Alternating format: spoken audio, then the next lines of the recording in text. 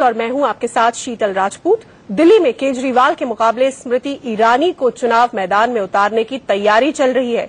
अंग्रेजी अखबार the Sunday guardian ने ईरानी की दावेदारी से जुड़ी एक बड़ी खबर छापी है। अखबार के मुताबिक अगले विधानसभा चुनाव में स्मृति बीजेपी के मुख्यमंत्री पद की दावेदार बन सकती हैं। इतना ही नहीं, स्मृति ईरानी को नई दिल्ली सीट से अरविंद केजरीवाल के मुकाबले चुनाव भी लड़ाया जा सकता है। आज बीच बहस में हम इसी मुद्दे पर बहस करेंगे। हमारा सवाल रहेगा, क्या केजरीवाल को पटखनी देने मैदान में उतरेंगी स्मृति ईरानी?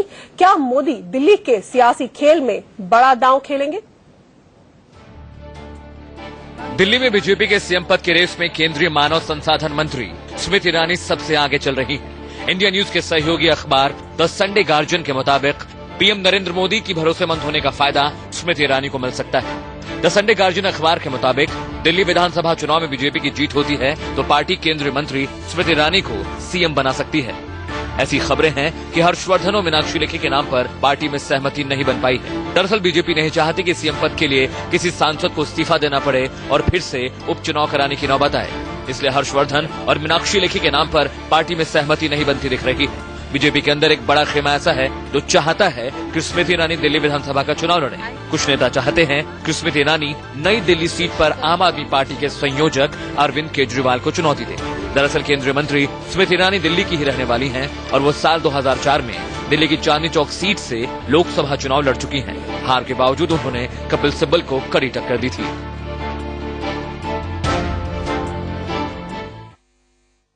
और इसी पर बहस करने के लिए हमारे साथ स्टूडियो में खास मेहमान जुड़ चुके हैं। हमारे साथ स्टूडियो में जुड़ चुके हैं राजीव त्यागी, प्रवक्ता कांग्रेस, प्रदीप सिंह, वरिष्ठ पत्रकार, विनोद कुमार बिन्नी, एक्स एमएलए लक्ष्मीनगर, और हमारे साथ बीजेपी के नेता जगदीश मुखी भी जुड़ चुके हैं। सबसे पहला सवाल जगदीश मुखी जी, आप ही से, इस खबर में कितनी सच्चाई है? क्या स्मृति ईरानी दिल्ली के मुख्यमंत्री की दौड़ में उतारी जाएंगी?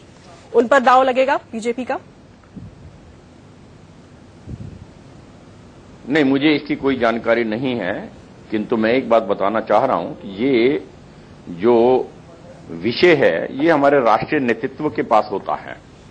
हम इतना कहना चाहते हैं कि हमारे भारतीय जनता पार्टी के पास आज एक कुशल नेतृत्व है नरेंद्र भाई मोदी जी का और अमित शाह जी का, और जो भी वो निर्णय लेंगे वो देश हित में होगा, और वो जो निर्णय दिल्ली के हित में होगा, वो निर्णय पार्टी के हित में होगा। हमें इस बात का पूरा विश्वास है, और जो भी निर्णय राष्ट्रीय नेतृत्व लेगा उसको हम सिरे चढ़ा करके भारतीय जनता पार्टी को स्पष्ट बहुमत से यहां पर हम विजय दिलाएंगे और अपनी सरकार बनाएंगे। लेकिन क्या ये सच नहीं कि डॉक्टर हर्षवर्धन और मीनाक्षी लेखी के नाम पर सहमति नहीं बन पा रही है, क्योंकि किसी सांसद को इस्तीफा देना पड़े ऐसा पार्टी नहीं चाह रही है, और इसलिए स्मृति ईरानी, क्योंकि पहले भी वो चांदनी चौक से लड़ चुकी हैं, अच्छी खासी टक्कर दी थी उन्होंने कपिल सिब्बल को। मैंने आपसे जिक्र किया ना, ये विषय कहीं गली कूचे के अंदर तय होने वाला नहीं होता। हमारा राष्ट्रीय नेतृत्व सुलझावा नेतृत्व है, दूरदर्शिता हमारे नेतृत्व के पास है, और इसलिए वहीं पर ही जो राष्ट्रीय नेतृत्व हमारा सेंट्रल पार्लियामेंट्री बोर्ड जो है हमारा, उस लेवल पे तय करते हैं। ये आज आपने जानकारी दी है, हमें इसके बारे में और कोई जानकारी नहीं है। लेकिन अगर ऐसा हो तो आपका क्या विचार है? आपका पर्सनल विचार में जानना चाहूंगी। मैं तो कहूं जो भी निर्णय राष्ट्रीय नेतृत्व लेगा और उसको हम सिरे चढ़ा के आएंगे। ये तो निर्णय राष्ट्रीय नेतृत्व ने लेना है, और हम पार्टी के सिपाही की तरह से कार्य करते हैं, और निर्णय उच्च स्तर पर लिया जाता है। जो भी निर्णय लेंगे हम उसे इम्प्लीमेंट करके दिखाएंगे। आप इम्प्लीमेंट करके दिखाएंगे। प्रदीप सिंह जी, ये खबर जो है, जो संडे गार्डियन के हवाले से आई कि स्मृति ईरानी हो सकती है दिल्ली में चेहरा मुख्यमंत्री पद के लिए, इस पर आपकी टिप्पणी? जी शीतल, काफी दिन से ये खबर चर्चा में है। दरअसल मुश्किल ये है कि बीजेपी के पास दिल्ली में मुख्यमंत्री के रूप में प्रोजेक्ट करने लायक कोई चेहरा नहीं है, खासतौर से जब से डॉक्टर हर्षवर्धन केंद्रीय मंत्री बने। और केंद्रीय मंत्रिमंडल के ताजा विस्तार के बाद एक संकेत तो नेतृत्व ने दे दिया है कि डॉक्टर हर्षवर्धन लौटकर दिल्ली की राजनीति में शायद नहीं आ रहे, तो इसलिए किसी को मुख्यमंत्री के रूप में तलाशा जा रहा है। स्मृति ईरानी का एचआरडी मिनिस्टर बनने के बाद का जो 6 महीने का कार्यकाल है वो लगातार विवादों में रही है। उनका जो स्वभाव है वो बहुत थोड़ा अहंकारी है, तो देखिए, केंद्रीय मंत्रिमंडल के एक मंत्री के रूप में तो ये शायद चल जाए, लेकिन किसी राज्य के मुख्यमंत्री के रूप में इस तरह के स्वभाव के व्यक्ति के साथ आगे बढ़ना मुश्किल होगा पार्टी के लिए, एक बात। दूसरी बात, दिल्ली में जब भी चुनाव होते हैं एक बड़ा मुद्दा बनता है उत्तर भारतीय बनाम दूसरों का। आज दिल्ली की जो आबादी है, जो डेमोग्राफी है, उसमें उत्तर भारतीयों की, खासतौर से उत्तर प्रदेश बिहार के लोगों की संख्या बहुत ज्यादा है। जिन सीटों को वो प्रभावित करते हैं वो भी ज्यादा है। स्मृति ईरानी पंजाबी है, तो ऐसे में इस माहौल में एक पंजाबी उम्मीदवार को उतारना, ये अगर प्रोजेक्ट किया जाता है, क्योंकि जाहिर है अगर उनको मुख्यमंत्री बनाना है तो उनको विधानसभा का चुनाव भी लड़ना पड़ेगा। तो अगर वो विधानसभा का चुनाव लड़ती हैं तो ये स्पष्ट हो जाएगा कि वही मुख्यमंत्री होने जा रही हैं। तो ऐसे में मुझे लगता है कि अगर उनको प्रोजेक्ट किया जाएगा तो शायद बीजेपी को उतना फायदा न हो, बशर्ते कि नरेंद्र मोदी के नाम पर लोग जो है स्मृति ईरानी को भी स्वीकार करने को तैयार हो जाए, तो वो अलग बात है। राजीव जी, स्वभाव ऐसा है स्मृति ईरानी का कि अगर बीजेपी उन्हें उतारेगी तो उससे फायदा नहीं होगा बीजेपी को, ऐसा प्रदीप सिंह जी का मानना है। देखिए, प्रदीप जी ने जो बात कही थी वो मैं ही कहने वाला था, लेकिन मैं बधाई दूंगा प्रदीप जी ने कि उन्होंने बहुत निष्पक्ष टिप्पणियां की दिल्ली को लेकर के। स्मृति ईरानी रहे, जगदीश मुखी जी रहे, हर्षवर्धन जी रहे, कोई भी नेतृत्व कर सकता है भारतीय जनता पार्टी की तरफ से। भारतीय जनता पार्टी का अपना प्रोग्रेटिव है, लेकिन ये देखने वाली बात है कि जिन व्यक्तियों ने भारतीय जनता पार्टी को सींचा, उसमें बहुत सारे उदाहरण हैं जिन्होंने भारतीय जनता पार्टी को सोचा, उन्हीं लोगों को भारतीय जनता पार्टी ने अपमानित करने का काम किया, उनको हाशिया पे धकेलने का काम किया। मदन लाल खुराना जी उदाहरण रहे दिल्ली में, लाल कृष्ण आडवाणी जी अभी उदाहरण है भारतीय जनता पार्टी में। तो भारतीय जनता पार्टी सिर्फ और सिर्फ ये चाहती है किसी तरह से भी राज मिल जाए। लेकिन स्मृति ईरानी जी के बारे में मेरा स्पष्ट कहना, और बहुत कांग्रेस की तरफ से मैं कह रहा हूं, ये पहली एचआरडी मिनिस्टर हैं जिन्होंने मानव संसाधन मंत्री बनने के बाद जिनकी शिक्षा कम हुई। 2004 में जिसकी शिक्षा ग्रेजुएशन की इन्होंने सेकेंड ईयर कर लिया हो, लेकिन अब जाकर के इनकी शिक्षा जो है इंटरमीडिएट रहेगी 2014 के चुनाव के हलफनामे में। तो ये चिंता का विषय है कि एचआरडी मिनिस्टर जब ऐसी इस तरह की हरकतें करेंगे। मेक इन इंडिया का सबसे बढ़िया कंसेप्ट अगर शीतल जी किसी ने शुरू किया है तो एचआरडी मिनिस्टर्स ने किया है। अपनी अंक तालिका में स्वयं अंक भर लेना और लोगों को ये बताना कि नौजवानों को मैसेज देना कि आप भी अपनी अंक तालिका में मैसेज भर लीजिए, अपने अंक भर लीजिए। तो ये चिंता का विषय है कि शिक्षा मंत्री जब इस तरह की हरकत करेंगे तो भारतीय जनता पार्टी की जीरो टॉलरेंस की नीति, भ्रष्टाचार के विरुद्ध जीरो टॉलरेंस की नीति, शिक्षा के विरुद्ध, मुख्यमंत्री पद की बात करिए ना। नहीं, हाँ, दिल्ली की बात कर रहा हूँ। एचआरडी मंत्री पद की बात दिल्ली में क्या पढ़े लिखे लोग बाग नहीं रहते? 86% लोग बाग दिल्ली में पढ़े लिखे लोग बाग हैं। वो जानते हैं कि किस तरह का मुख्यमंत्री उनको चाहिए। कांग्रेस पार्टी ने विगत 15 साल में जो विकास किया है, इसी दिल्ली में चांदनी चौक में स्मृति ईरानी को अच्छे खासे वोट दिला दिए थे कपिल सिब्बल के खिलाफ। उस हलफनामे को भी देख लीजिए, उन्होंने कहा था कि हमने ग्रेजुएशन का सेकेंड ईयर कर लिया, और 2014 के हलफनामे में देख लिया उन्होंने इंटरमीडिएट बताया अपने को। पहले व्यक्ति ऐसे हैं पूरी धरती पे जिनकी शिक्षा 10 साल में कम हुई। और मैंने जो कहा ना, जीरो टॉलरेंस और गुड गवर्नेंस की जो राजनीति करने वाले लोग बाग थे, दिल्ली में कल ही रेप हुआ है। तो रेप की राजनीति करने वाले, निर्भया कांड जब हुआ था तो हमको कटघरे में खड़ा किया था। आज प्रधानमंत्री रेप होने पे, बलात्कार होने पे खामोश क्यों है? ये मुद्दे अहम बात तो प्रधानमंत्री से पूछा जाएगा। शीतल जी, प्रधानमंत्री से ही बात पूछी जाएगी, क्योंकि गवर्नमेंट जो है मोदी जी की है, भाजपा की नहीं है। वैलिड है राजीव जी, लेकिन जो बहस का मुद्दा है उससे भटक रहे हैं। ये हमारी इस जीरो टॉलरेंस, गुड गवर्नेंस में ये भी आता है। लास्ट सेंटेंस कह दूं, लास्ट सेंटेंस गुड गवर्नेंस में ये भी आता है कि एचआरडी मिनिस्टर ऐसे हों जो जानते हो कि एचआरडी मिनिस्ट्री कैसे चलेगी। अज्ञानी लोगों को एचआरडी मिनिस्ट्री नहीं देनी चाहिए। आप मुद्दे से भटक रहे हैं। विनोद कुमार बिन्नी से भी रिएक्शन लूंगी, लेकिन एक रिएक्शन बनती है जगदीश मुखी जी की, जो राजीव त्यागी ने कहा है और प्रदीप सिंह जी ने कहा है, वो उसके ऊपर एक रिएक्शन कि मुख्यमंत्री के तौर पर ऐसा स्वभाव, ऐसी टेम्परमेंट नहीं है स्मृति ईरानी की, मुख्यमंत्री के तौर पर वो सफल साबित होंगी। और दूसरा इनका ये कहना था राजीव त्यागी जी का कि बड़े नेता जो है पार्टी के या दिल्ली के, उनको हाशिए पर रखकर अगर ऐसा कदम बीजेपी उठाएगी तो ये सही नहीं होगा। मैं बिल्कुल मैं मुखी साहब का इसीलिए मुखी साहब का रिएक्शन चाहती हूँ। देखिए, स्मृति ईरानी सुलझी हुई महिला हैं और जिस ढंग से वो मंत्रालय चला रही हैं, सबकी बातों का उन्होंने खरा खरा जवाब दे दिया है। जिस प्रकार से प्रशासन चला रही हैं वो इस बात को सिद्ध कर दिया है कि आपको डिग्री कौन सी है, कितनी है, वो महत्वपूर्ण नहीं है। डिग्री और सर्टिफिकेट में उलझ गई है वो अपने डिपार्टमेंट। अभी उन्हें ये पता नहीं है कि सर्टिफिकेट और डिग्री में अंतर क्या होता है। मुख्य साहब इस प्रकार का सिद्ध करके उन्होंने कहा कि मैंने डिग्री ली है यूनिवर्सिटी से। विषय जो है आपका विषय जो है उससे बदल रहे हैं। मैं ये कह रहा हूं, श्रीमती ईरानी दिल्ली की रहने वाली हैं और दिल्ली के अंदर उन्होंने लोकसभा का चुनाव लड़ा है, अच्छी परफॉर्मेंस दी है, मंत्री के नाते से अच्छी परफॉर्मेंस दी है। ये विषय को बदल करके जिस ढंग से उसे पेश कर रहे हैं वो कि व्यक्तिगत इनकी एक बात है जो व्यक्तिगत उनके ठीक है जगदीश जी, लेकिन बड़े नेताओं को दूसरे नेताओं को हाशिए पर रखने की बात का जवाब दीजिए। वो असेसमेंट उनकी परफॉर्मेंस के आधार पर किया जाना चाहिए। एक मंत्री के नाते से उन्होंने बहुत अच्छी परफॉर्मेंस वहां पर दी है, ये मैं स्पष्ट रूप से कहना चाह रहा हूं। लेकिन क्या दिल्ली में और नहीं, आप प्लीज मुद्दा मत भटकाइए जगदीश जी, क्या दिल्ली में बड़े चेहरे या सक्षम नेता, पुराने नेता जो है वो ठीक नहीं बैठ रहे, जो बीजेपी को लग रहा है कि स्मृति ईरानी को उतारना पड़ेगा अगर वो उतारते हैं तो? ये बात कांग्रेस ने भी उठाई है। कमेंट जो राजीव जी ने कहा था, मैं उसके खिलाफ मैंने बात की है। अन्यथा मैंने आपको पहले कहा है कि नेता दिल्ली में कौन होगा इसका निर्णय केंद्रीय नेतृत्व ने करना है और हमारा नेतृत्व बहुत सोच समझ कर निर्णय लेता है। हमारी पार्टी एक व्यक्ति की पार्टी नहीं है, हमारी पार्टी कोई एक परिवार की पार्टी नहीं है, लाखों कार्यकर्ताओं की पार्टी है पूरे हिंदुस्तान से। और कुशल नेतृत्व जो है हमारे नरेंद्र भाई मोदी जी और अमित शाह जी का, जो उनकी दूरदर्शिता है उस पर पूरा विश्वास है हमें, और जो भी निर्णय करेंगे वो दिल्ली के हित में, देश के हित में और पार्टी के हित में किया जाएगा। और जो निर्णय किया जाएगा उसको हम सभी लोग मिलकर के सिरे चढ़ा करके भारतीय जनता पार्टी की सरकार दिल्ली के अंदर बनाएंगे। हमारे लिए विषय ये नहीं है मुख्यमंत्री कौन होगा, हमारे लिए विषय ये है भारतीय जनता पार्टी की सरकार बनानी है।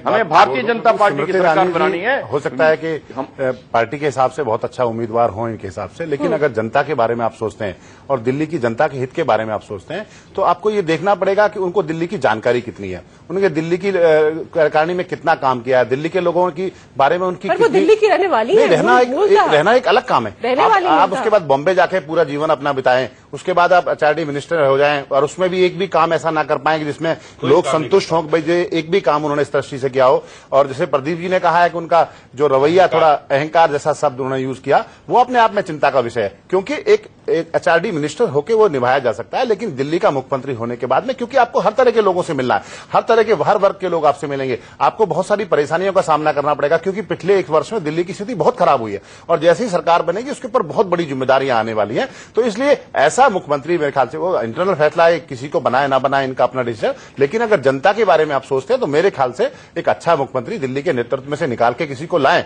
दिल्ली में अगर इनके पास नेतृत्व नहीं है तो ये कम से कम दिल्ली के लोगों पर भी एक प्रश्न चिन्ह लगाता है, जो दिल्ली की टीम है, कि दिल्ली के लोगों में योग्यता नहीं है। ये कम से कम एक बहुत बड़ा प्रश्न चिन्ह है जिसपे कम से कम लोगों का विश्वास जगमगाएगा, कार्यकर्ताओं का जवाब लेना चाहूंगी इस पर जगदीश जी का जवाब, फिर मैं राजीव के पास आऊंगी। जगदीश जी मैंने बतलाया ना जी, जो ये कमेंट कर रहे हैं, डिस्कशन कर रहे हैं, वो ईरानी को लेकर के डिस्कशन हो रहा है। मैंने बार बार एक बात कही है, उन्होंने बहुत अच्छी परफॉर्मेंस दी है मंत्री के नाते से, उनकी डिग्री कितनी जैसे है कि ये इमेटीरियल है, परफॉर्मेंस जो है वो ज्यादा मटेरियल है। मुखी जी, मैंने पूछा जैसे कहना चाह रहा हूं, 1 2 3 4 बता दीजिए लोगों को। कमेंट्स कर रहे हैं कि एक्सपीरियंस व्यक्ति और यंग व्यक्ति हर तरह की, देखो उन्होंने जीवन में 2 इलेक्शन लड़े हैं और दोनों इलेक्शन में उनको मुंह की खानी पड़ी है, चाहे चांदनी चौक हो चाहे अमेठी जाके हो, लेकिन जनता ने उनको स्वीकार नहीं किया है। दोनों जगह ना चांदनी चौक की जनता ने स्वीकार किया, ना अमेठी की जनता ने स्वीकार किया। और दूसरी बात, हमने आपसे पूछा कि भाई अगर उन्होंने एचआरडी मिनिस्टर रहते कोई काम किया है तो जैसे कि 1 2 3 4 एक तो दिल्ली की जनता को बता दीजिए कि एक विशेष काम उन्होंने किया, बड़ी खूबी ये है स्वीकार किया। और दूसरी बात, हमने आपसे पूछा कि भाई अगर उन्होंने एचआरडी मिनिस्टर रहते कोई काम किया है तो जैसे कि 1 2 3 4 एक तो दिल्ली की जनता को बता दीजिए कि एक विशेष काम उन्होंने किया। सबसे बड़ी खूबी ये है कि उनको सर्टिफिकेट और डिग्री के बारे में विस्मृति हो जाती है और जगदीश मुखी जी की मजबूरी है कि उनको डिफेंड करना ही पड़ेगा। मैं तो मुखी साहब को बड़ा सम्मान करता हूं, पूछना चाहूंगा स्मृति ईरानी जी के 5 अचीवमेंट एज एचआरडी मिनिस्टर वो बता दें कि उन्होंने ये 5 अचीवमेंट 6 महीने में किए हैं, तो मैं आपको मान जाऊंगा कि आप बिल्कुल ठीक वकालत कर रहे हैं। मैं ये कहना चाहता हूं कि राजनीतिक लोगों को निश्चित रूप से ऐसे लोगों के बारे में प्रश्न चिन्ह लगाने चाहिए अक्रॉस दी पार्टी लाइन, जो लोग अहंकार की भाषा बोलते हो। और जगदीश मुखी साहब, आप भी तो विनम्रता से अपनी बात पेश करते हैं, आपका भी तो नाम चीफ मिनिस्टर के लिए उछला था। लेकिन जिस तरह से स्मृति ईरानी जी को प्रेस से लेकर के राजनीतिक लोग अहंकारी मान रहे हैं, तो क्या दिल्ली की जनता स्वीकार कर पाएगी? क्या दिल्ली के लिए कोई उनके पास विजन है? क्या यही विजन रहेगा कि मेक इन इंडिया में मार्कशीट और सर्टिफिकेट के बारे में बात करती रहेंगी जीवन भर? तो ये निश्चित रूप से चिंता का विषय है। अभी आपको लगता है कि मोदी जी की चल रही है, लेकिन लोग बाग सवाल पूछना शुरू करेंगे गुड गवर्नेंस को लेकर के भी और जीरो टॉलरेंस को लेकर। जगदीश मुखी जी, इस पर जवाब दे दीजिए। तमाम लोगों का ये मानना है, इनका पैनल का, कि स्मृति ईरानी की छवि एक अहंकारी नेता की हो गई है। नहीं, मैं इनसे सहमत नहीं हूं। ये इनकी पॉलिटिकल स्टेटमेंट है, राजनीति से प्रेरित भाषा बोल रहे हैं। उसका सिंह साहब की जो स्टेटमेंट वो पॉलिटिकल है क्या? पूरा कुलदीप सिंह जी की जो स्टेटमेंट है वो पॉलिटिकल है क्या? वो प्रेस से है, सीरियल के अंदर रहते हुए हैं, जो सीरियल के अंदर उन्होंने एक्टिंग की है, आपने उन्हें देखा हो किस प्रकार से मृदुभाषी हैं वो, हर प्रकार के उनको एक्सपीरियंस उनके हवाले है। ये जो कमेंट कर रहे हैं केवल मात्र राजनीति से प्रेरित होकर के गलत कमेंट उनके बारे में कर रहे हैं। मैं ये कहना चाह रहा हूं, प्रदीप जी आपसे आग्रह करता हूं कि बताएं पॉलिटिकल कमेंट आपका। नहीं, देखिए मेरे कहने या न कहने से कोई स्थिति बदलने वाली नहीं है। जो देखिए, जो भी सार्वजनिक जीवन में आप राजनीति से प्रेरित बारे में बात कर रहे हैं, ये धारणा बनती, आम धारणा होती है। सारी बातें अपनी बात पूरी कीजिए। देखिए, जो भी राजनीतिक या सार्वजनिक जीवन में है, उसके बारे में जो आम धारणा बनती है, उसी के आधार पर उसकी छवि बनती है। स्मृति ईरानी को लेकर ये आम धारणा है कि वो एरोगेंट है। उनका व्यवहार मीडिया में देखिए तो उससे उसकी पुष्टि होती है। तीसरी बात, जब से वो मंत्री बनी है 6 महीने में इस सरकार के मंत्रिमंडल में कोई मंत्री सबसे ज्यादा अगर विवाद में रहा है तो स्मृति ईरानी रही है। उन्होंने एक छोटा सा उदाहरण दे रहे हैं, संस्कृत का फैसला लिया, उस फैसला गलत या सही हो सकता है, लेकिन मिड टर्म में बदलना, जर्मन को हटाकर आखिर सुप्रीम कोर्ट के कहने के बाद, इंटरवीन करने के बाद उनको बदलना पड़ा फैसला। तो उन्होंने एचआरडी मिनिस्ट्री में कोई ऐसा काम उल्लेखनीय नहीं किया। जाहिर है कि मंत्रालय है, उसमें काम हो रहा होगा, कर भी रही होंगी, लेकिन कोई ऐसा उल्लेखनीय काम नहीं किया जिसके आधार पर कहा जा सके कि ये काम स्मृति ईरानी ही कर सकती थी। जी जगदीश मुखी जी। नहीं, मेरे कमेंट्स वही हैं। मैं बता रहा हूं कि ये जो कमेंट्स दिए जा रहे हैं, लगता है कि ये प्रीसेट माइंड से यहां पर आपके पास आकर के बैठे हैं, इसी पर्पस के लिए आकर के बैठे हैं। श्रीमती ईरानी मृदुभाषी हैं, मैं ये मानने के लिए तैयार नहीं हूं कि वो एरोगेंट हैं। मैंने उनका व्यवहार देखा है। ये इस समय की बात करें, मैं अरसे से उन्हें जानता हूं। जब उन्होंने चुनाव नहीं लड़ा था, मैं तब से उन्हें जानता हूं, और जैसे वो सीरियल के अंदर काम करती तब मैं उनसे तब से भी जानता हूं। सीरियल में काम करना और जनता की देखा है, ये तो केवल मात्र राजनीति से प्रेरित होकर अपनी बात कर रहे हैं। और एरोगेंस वाली छवि, यकीनी तौर पर अगर किसी के ऊपर इतनी बातें आने लगे, मीडिया में तस्वीर सामने आ गई, उनके ऊपर उंगलियां उठने लगे, तो कोई भी व्यक्ति जो थोड़ा सा, मैं कह रहा हूँ ये एक प्रेरित है, राजनीति से प्रेरित है। देखिए, ये धारणा बनती है आम कार्यकर्ताओं से, आम लोगों से आपका व्यवहार कैसा होता है। मुखी साहब से उनका व्यवहार निश्चित रूप से अच्छा होगा, प्रधानमंत्री से बहुत अच्छा होगा, बाकी उनके मंत्रिमंडल के सहयोगी उनसे अच्छा होगा, लेकिन आम लोगों से मिलते समय बहुत अच्छा है। मुखी साहब से मैं कहूंगा कि एचआरडी मिनिस्ट्री में आपके जो वर्कर मिलने आते हैं, उनसे एक दिन का फीडबैक ले लीजिए, आपको अंदाजा हो जाएगा। मुखी साहब के बारे में आपके मैं आपसे निवेदन कर रहा हूं कि ओवरनाइट कभी व्यवहार नहीं बदला करते। मैं वर्षों से उन्हें जानता हूं। आप जो कह रहे हैं कि अभी 5 महीने के अंदर उनका व्यवहार बदल गया है, मैं जाकर के पब्लिक से जानूं। मैं ये कहना चाह रहा हूं आपसे कि 2-4 महीने के अंदर कोई एरोगेंट हो जाएगा, बिल्कुल व्यवहार बदल जाएगा।